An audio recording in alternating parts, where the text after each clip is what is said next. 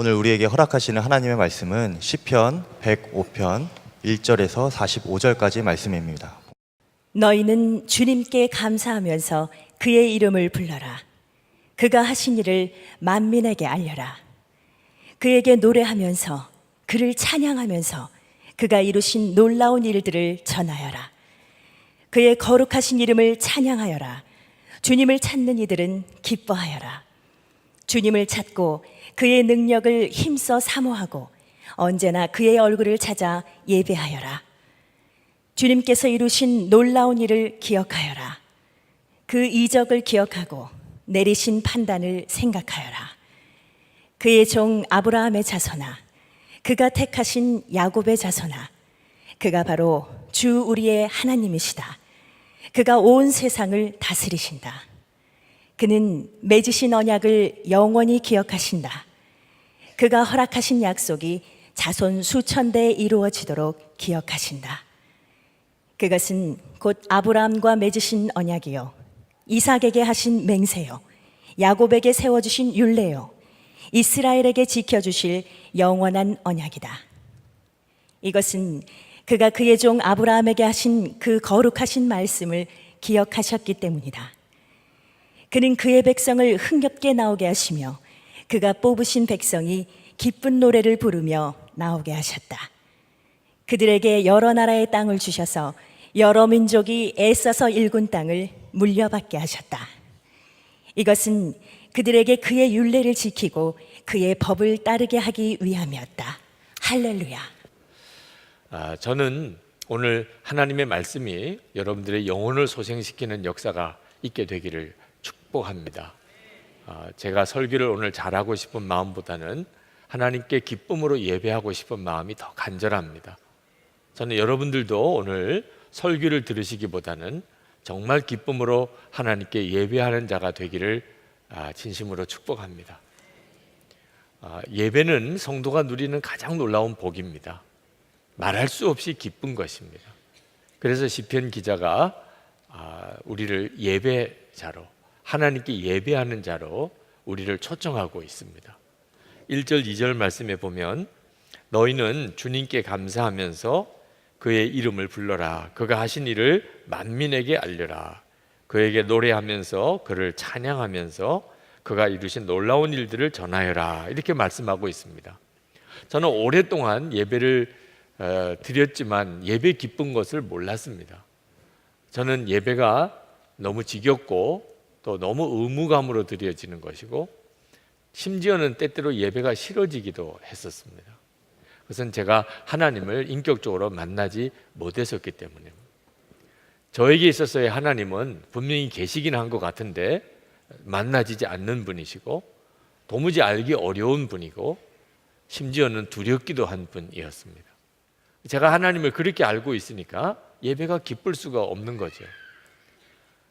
예배의 기쁨은 하나님을 인격적으로 만나는 데서 오는 것입니다. 하나님을 인격적으로 알고 하나님 좋으신 하나님인 것을 눈뜬 사람은 예배가 기쁩니다. 그래서 시편 기자가 우리를 예배로 초청하면서 하나님을 찾으라고, 하나님의 얼굴을 찾아서 예배하라고 그렇게 우리에게 권합니다. 3절 4절 말씀에 보면 그의 거룩하신 이름을 찬양하여라. 주님을 찾는 이들은 기뻐하여라. 주님을 찾고 그의 능력을 힘써 사모하고 언제나 그의 얼굴을 찾아 예배하여라. 예배자는 주님을 찾는 사람입니다.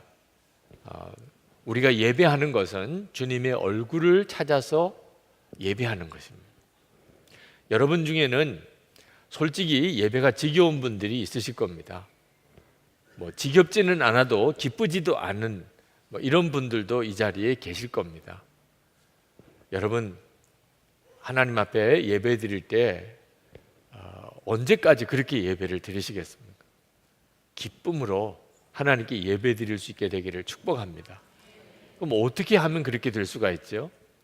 여러분이 예배 드릴 때 예배 순서에 따라서 그저 자리에 가만히 앉아서 구경하듯이 예배 드리시지 않아야 합니다. 찬양을 할 때 찬양 인도자를 보고, 기도할 때 대표 기도자의 기도를 듣고, 설교하는 설교 내용을 듣는 정도의 수준이라면 여러분 평생 예배의 기쁨을 얻지 못합니다. 여러분이 예배에서 정말 기쁨의 예배를, 찬양을 하나님께 드리기 원한다면 예배 때 하나님을 주목하셔야 합니다. 우리는 하나님을 보지 못합니다. 그러나 하나님은 우리를 보십니다. 예배하는 여러분을 한 사람 한 사람 다 하나님이 보십니다. 하나님이 나를 보고 계시다는 것만 의식해도 예배가 확 달라집니다. 여러분, 찬양할 때 또는 기도할 때 또는 간증을 들을 때 또 설교를 들을 때 여러분은 주님을 의식하셔야 합니다. 반드시 주님께서 여러분에게 역사하십니다. 어떤 순간에는 내가 회개해야 될 것이 깨달아지기도 하고, 어떤 때는 내가 이렇게 살면 안 되겠다는 마음이 들고, 어떤 때는 큰 위로를 받기도 하고, 어떤 때는 마음이 놀랍게 평안하기도 하고, 주님이 여러분들에게 터치하는 것입니다. 여러분이 정말 예배 드리는 모든 순서에 주님을 의식하기 시작하면 여러분이 압니다. 아, 예배 중에 주님이 여러분에게 역사하신다는. 그렇게 주님을 바라보는 눈이 뜨이고 나면 그러면 예배는 완전히 달라지게 됩니다. 많은 성도들이 힘들어하고 또 매우 지쳐 있는 것을 봅니다. 여러분도 한 주간 동안 만만치 않은 삶을 사셨을 것입니다. 왜 그럴까요? 사람들이, 나쁜 사람들이 많아서 그럴까요? 우리가 살아가는 세상이 너무 힘들어서 그럴까요? 그 진짜 이유는 우리가 예배를 드리면서도 실제로는 살아계신 하나님을 만나지 못하기 때문에 그렇습니다. 저는 목회하면서 성도들이 마음이 많이 상하고 또 지쳐있고 하는 걸 보고 예배 드리는 시간에 어떻게든지 성도들을 기쁘게 해드려야 되겠다, 그런 마음을 간절히 가진 적이 있습니다. 제가 성도들을 어떻게 기쁘게 할 수 있어요? 설교 때 웃기는 이야기를 많이 하는 거죠. 그래서 참 바보같이 유머집을 들춰보기도 했었던 적이 있었습니다. 그렇게 해서라도 성도들이 1시간 예배 드리는데 좀 기쁠 수가 있으면 제가 할 수 있는 최선이라고 생각했어요. 근데 제가 도대체 어떻게 여러분들을 기쁘게 할 수 있겠어요? 제가 어떻게 여러분들에게 새 힘을 얻을 수 있게, 제가 어떻게 할 수 있겠어요? 그건 저에게 주어진 일이 아니라는 걸 깨달았습니다. 제가 할 수 있는 일은 하나밖에 없었어요. 예배 드릴 때 여러분이 하나님을 바라보게 하는 것입니다. 그러면 하나님이 하십니다. 예배를 통해서 우리를 완전히 소생시키십니다. 여러분 중에 예배 때 내가 정말 주님을 만날 수 있을까? 진짜 그게 가능한 일일까? 믿어지지 않으시는 분들이 있으실 거예요. 여러분, 걱정하지 말고 염려하지 마시기 바랍니다. 예수님은 이미 저와 여러분 안에 오셨기 때문에. 로마서 8장 9절에 보면 누구든지 그리스도의 영이 없으면 그리스도의 사람이 아니라. 저와 여러분이 다 예수 믿는 사람이고 그리스도인이라면 그리스도의 영이 우리 안에 계시기 때문에 우리가 그리스도인입니다. 고린도후서 13장 5절에 보면 너희는 믿음 안에 있는가 너희 자신을 시험하고 너희 자신을 확증하라. 예수 그리스도께서 너희 안에 계신 줄을 너희가 스스로 알지 못하느냐. 그렇지 않으면 너희는 버림받은 자니라. 예수 그리스도께서 이미 저와 여러분 안에 계십니다. 그러니 우리가 예배 드릴 때 주님을 바라보는 일이 뭐가 이상한 일이고 그게 뭐가 특별한 일이겠습니까? 지극히 당연한 일입니다. 오늘 이 시간에 예배 드리는 여러분들은 다 주님을 만날 수 있게 되어 있습니다. 우리가 받은 은혜가 그렇게 놀랍습니다. 예수 그리스도께서 이미 우리 안에 오셨기 때문에. 우리가 하나님 앞에 예배 드릴 때 우리 속에서 기쁨이 터져 나오는 것은 우리에게 베푸신 은혜가 얼마나 큰지를 알기 때문입니다. 그래서 시편 기자가 우리에게 예배하라고 하면서 하나님의 은혜를 기억하라고 그렇게 말씀합니다. 5절 말씀에 보면 주님께서 이루신 놀라운 일을 기억하여라. 그 이적을 기억하고 내리신 판단을 생각하여라. 시편 기자는 6절부터 44절까지 이 시편 105편의 거의 대부분을 하나님께서 이스라엘 백성들에게 어떤 은혜를 그동안 베푸셨는지를 쭉 기술하고 있습니다. 하나님이 베푸신 은혜를 기억하는 거죠. 하나님이 아브라함을 택하셔서 조상으로 삼으시고 그리고 그 후손들에게 영원한 땅을 기업으로 약속하셨습니다. 그리고 하나님은 그 약속을 지금까지 신실하게 지키셨습니다. 아브라함과 이삭과 야곱을 언제나 보호해 주셨고, 그리고 야곱의 가족들이 기근에 다 굶어 죽게 되었을 때 요셉을 애굽에 먼저 보내서 그들을 애굽으로 피난하여 다 먹고 살게 해주셨고, 바로 왕이 이스라엘 백성을 억압할 때 하나님께서는 10가지 재앙으로 이스라엘 백성들을 출애굽시키셨습니다. 그리고 구름 기둥과 불 기둥으로 그들을 인도하시고 만나와 메추라기로 먹이시고 반석에서 물이 터져 나오게 하셔서 마시게 하시고 그리고 약속하신 가나안 땅에 들어가게 하셨습니다. 이스라엘의 역사를 쭉 훑어보면서 하나님이 그동안에 어떤 은혜를 주셨는지를 시편 기자가 고백합니다. 그러니까 하나님의 은혜를 기억하는 사람은 하나님이 지금도 우리와 함께 계시다는 것에 대해서 놀라운 눈이 뜨이게 됩니다. 그래서 예배하게 되는 거죠. 여러분, 우리가 예수를 믿은 우리는 이스라엘 백성들보다 더 놀라운 은혜를 받고 있습니다. 여러분 중에 내가 무슨 은혜를 받았지? 나 진짜 요즘에 살기 힘든데 하나님이 내게 뭐 좋은 거 주신 게 있나? 이렇게 생각하시는 분들 혹 계시다면 십자가를 주목해 보세요. 예수 그리스도의 십자가, 그 속에 하나님이 우리에게 주신 은혜, 이스라엘 백성들이 지금까지 역사를 통해서 받은 모든 은혜와 비교할 수 없이 크신 은혜, 그 은혜를 여러분이 알게 됩니다.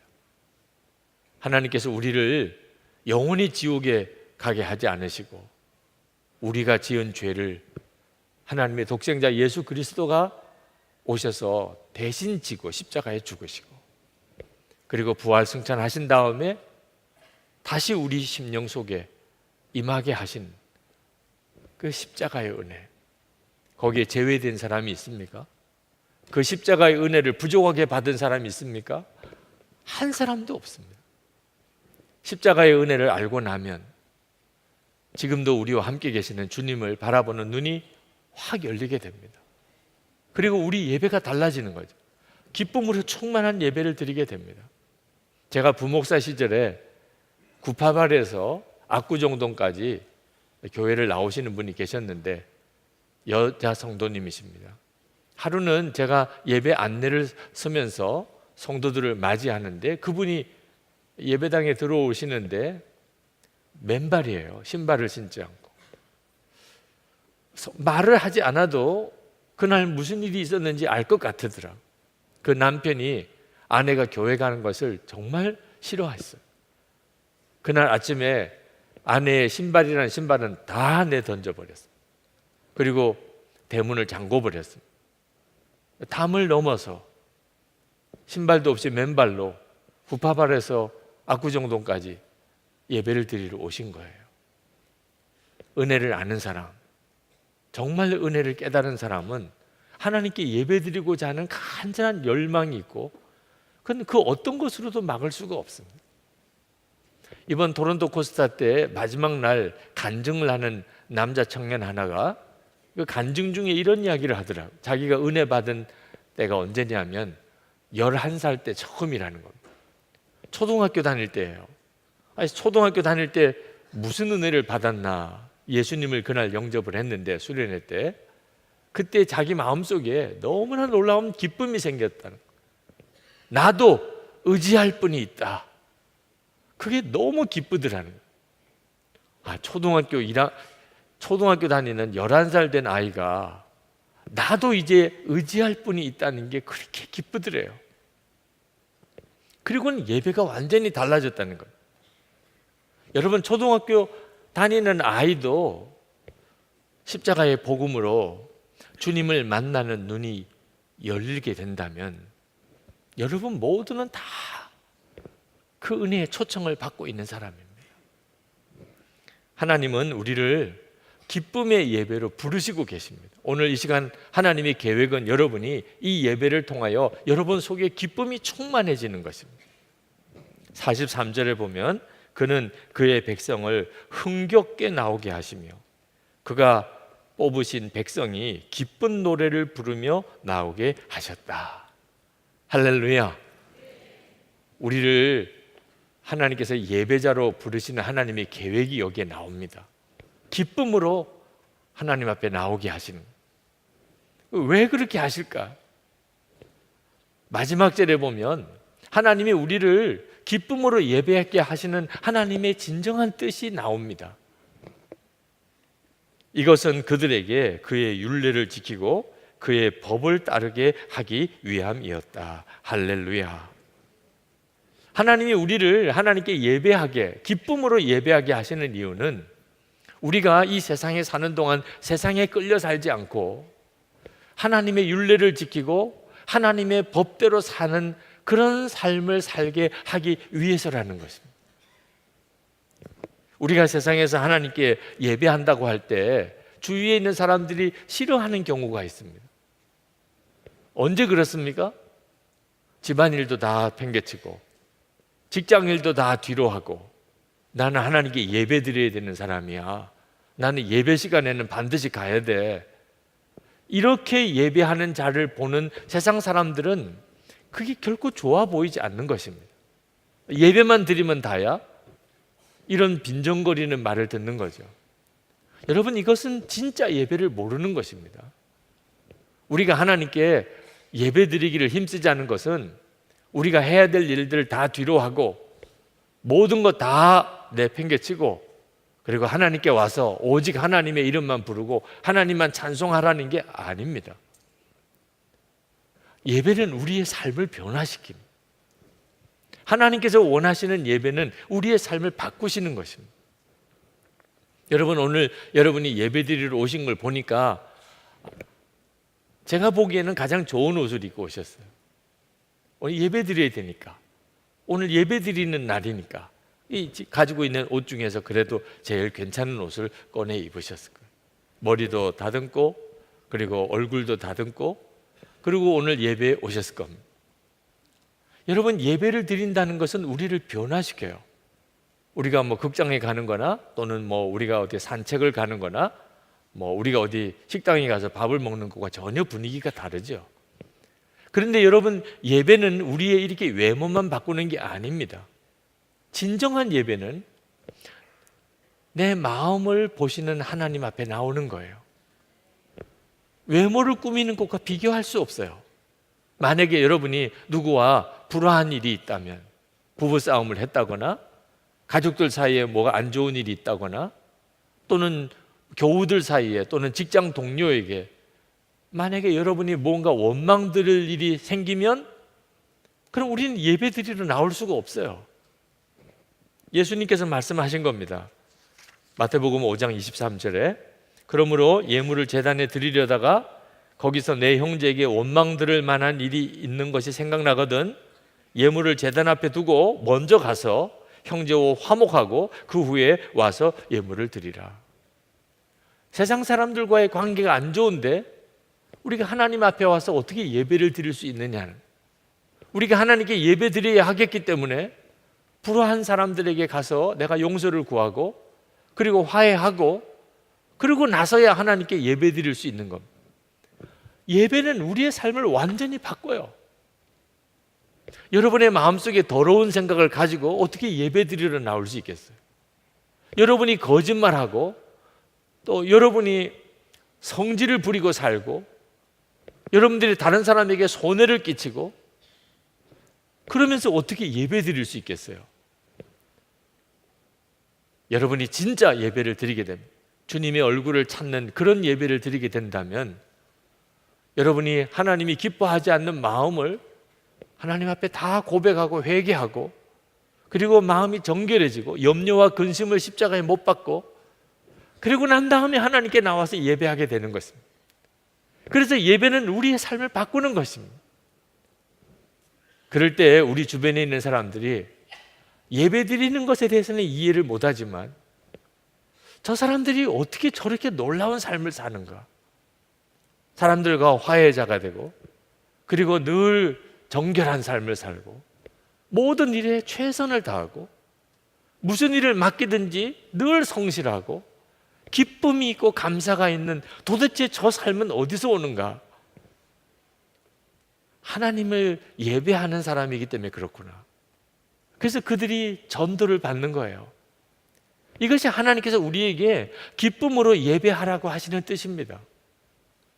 여러분, 초대교회에 성령께서 임하셨을 때 그 초대교회의 분위기는 예배가 확 달라졌어요. 사도행전 2장 46절에 보면 날마다 마음을 같이하여 성전에 모이기를 힘쓰고 집에서 떡을 떼며 기쁨과 순전한 마음으로 음식을 먹고, 이 짧은 구절에 보면 그들이 얼마나 예배가 기쁨이었고 그리고 마음을 다하여 예배했고 그런 분위기였는지를 알 수가 있어요. 그런데 예배만 달라진 게 아닙니다. 그들의 삶이 완전히 바뀌어 버렸어요. 기적 같은 변화가 일어났어요. 44절에 보면 44절 45절에 모든 물건을 서로 통용하고 또 재산과 소유를 팔아 각 사람의 필요를 따라 나눠주며. 아니, 이게 가능한 일입니까? 자기가 가지고 있는 자기 소유를 필요에 따라서 사람들이 마음껏 쓰도록 다 나누어 준 거예요. 어떻게 이게 가능하지요? 매번 하나님께 나가서 진심으로 주님을 바라보는 진짜 예배를 드렸기 때문이죠. 그러니까 하나님의 마음이 그들에게 부어지고 하나님이 그와 같은 공동체를 만들어내신 거예요. 그 결과가 무엇입니까? 수많은 사람들이 전도가 된 겁니다. 47절에 보면 하나님을 찬미하며 또 온 백성에게 칭송을 받으니 주께서 구원받는 사람을 날마다 더하게 하시니라. 하나님께서 우리에게 기쁨의 예배를 드리게 하시는 이유는 우리가 이 세상 살아가는 동안에 세상에 휩쓸려 살지 않고 하나님의 율례를 지키고 하나님의 법대로 살아갈 수 있는 힘을 주시려고 하심입니다. 우리가 때때로 지칠 때가 있잖아요. 가정일도 지치고 직장일도 지치고 때때로는 교회 봉사를 할 때도 힘들어, 못하겠어, 더 이상 나는 못하겠어, 이렇게 탄식할 때가 있잖아요. 우리는 수시로 그렇게 지치고 무너질 때가 옵니다. 그래서 예배가 필요한 것입니다. 하나님께서 그런 우리에게 다시 일어날 수 있는 힘을 어느 때 주시지요? 예배 때 주시는 것입니다. 우리가 하나님을 바라보고 그리고 기쁨으로 주님 앞에 나가 예배하면서 우리는 세상에서 다시 하나님의 말씀대로 살 힘을 얻게 되는 것입니다.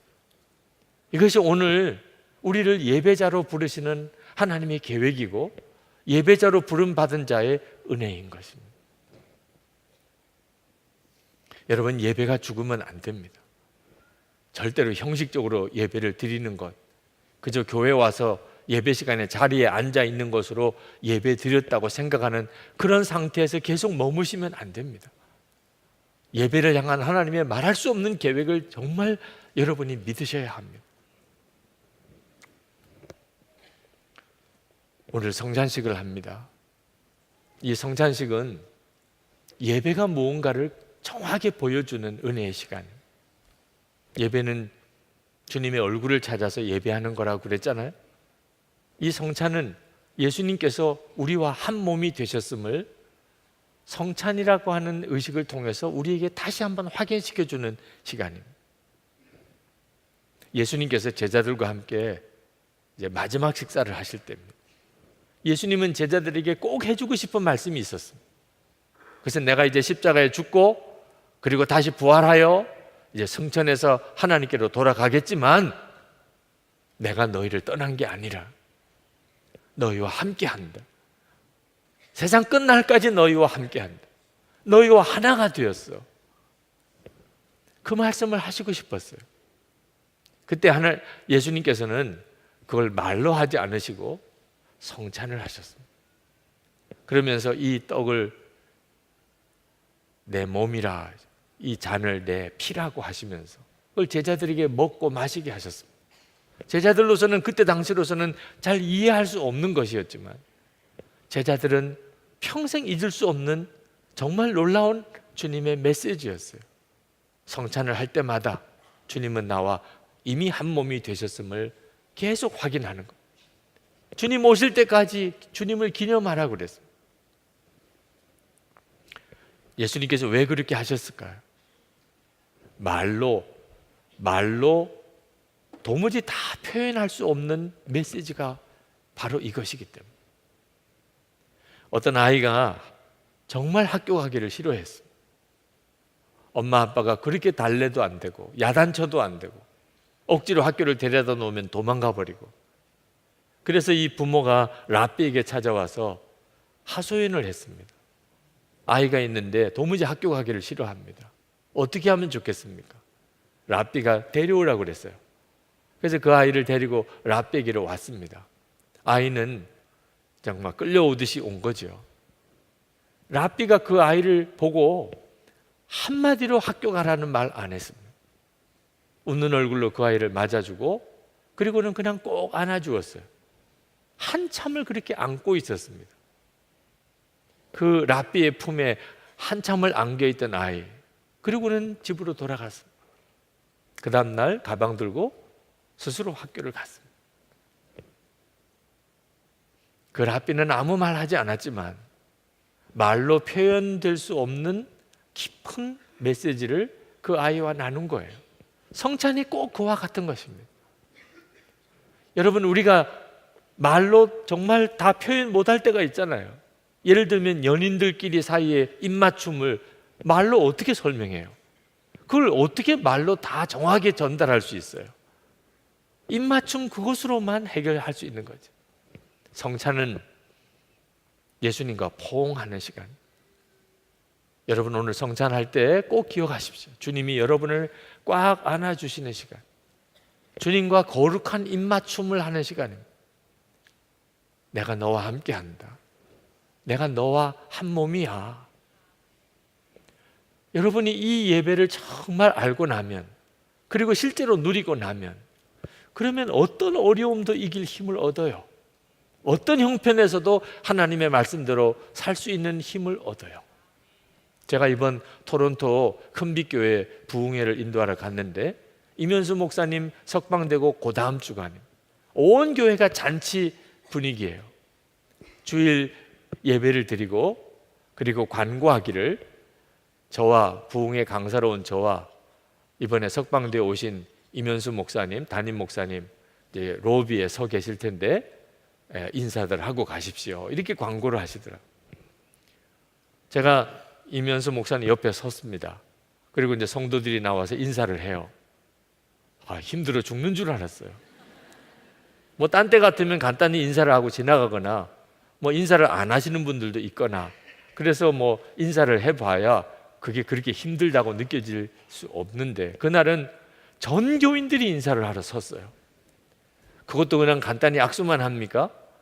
2년 반 억류되었다가 풀려나신 담임 목사님, 얼마나 하고 싶은 이야기가 많았겠어요. 끌어안기도 하고 눈물을 흘리면서 서로 문안도 하고, 저는 옆에 서서 그 전교인 인사하는 걸 옆에 서서 다 지켜봐야 돼요. 그러나 힘들기만 한 게 아니었어요. 제가 옆에서 그 이면수 목사님을 교인들이 인사하는 것을 옆에서 지켜보면서 고난이 면류관이구나, 그게 너무 강하게 왔어요. 2년 6개월 동안 북한이 억류된 것은 얼마나 힘들고 고통스러운 시간이었겠습니까? 그런데 그 고난이 면류관이에요. 그걸 옆에서 보겠더라고요. 도대체 어떤 힘으로 그 2년 6개월을 버텨냈을까? 2년 6개월이라고 정해졌다면 차라리 모르겠는데 형은 종신형을 받았습니다. 석방되기 15분 전까지 알 수가 없었다고 그랬어요. 그분이 어떻게 거기서 믿음을 지키고 그리고 평강을 지키고 살 수 있었을까요? 이면수 목사님의 고백 속에서 답이 있더라고요. 2년 6개월 130주일을 보내는데 혼자서 130번의 주일 예배를 드렸었느라. 그 고백을 하시더라. 혼자서 주일 예배를 130주를 드렸어. 무슨 은혜로운 설교가 있었습니까? 아니면 참 은혜로운 찬양팀이 있었겠어요? 혼자서예요. 그것도 24시간 감시 카메라 앞에서 하나님께 드리는 예배예요. 그러나 빠지지 않고 매 주일마다 하나님께 주일 예배를 드렸었다는. 예배가 어떤 형편에서도 이길 힘을 얻게 하는 것입니다. 예배가 있으면, 진짜 예배가 있다면, 그러면 우리는 세상 두려워할 이유가 없는 것입니다. 여러분의 삶 속에서, 여러분의 삶의 모든 형편 속에서 그렇게 하나님께 정말 예배드리고, 그리고 세상을 이길 힘, 여러분의 영혼이 소생하는 하나님의 은혜를 다 누리게 되기를 축원합니다. 이 시간에 우리 기도하고 성찬을 받겠습니다. 여러분, 여러분의 마음의 심령 속에 정말 하나님께 간절한 갈망을 올려드리기를 바랍니다. 주님, 주님의 얼굴을 찾아서 예배하는 자가 되기를 원합니다. 제 삶의 모든 순간의 영역 속에 제가 하나님께 예배하는 자가 되기를 원합니다. 기쁨으로 하나님께 예배하며 내 영혼이 소생하여 내가 가정을 살리고 내가 일터를 살리고 내 주변에 있는 모든 사람들에게 하나님의 은혜를 공급하는 자가 되기를 원합니다. 주님, 역사해 주옵소서. 우리 다 같이 통성으로 기도하겠습니다.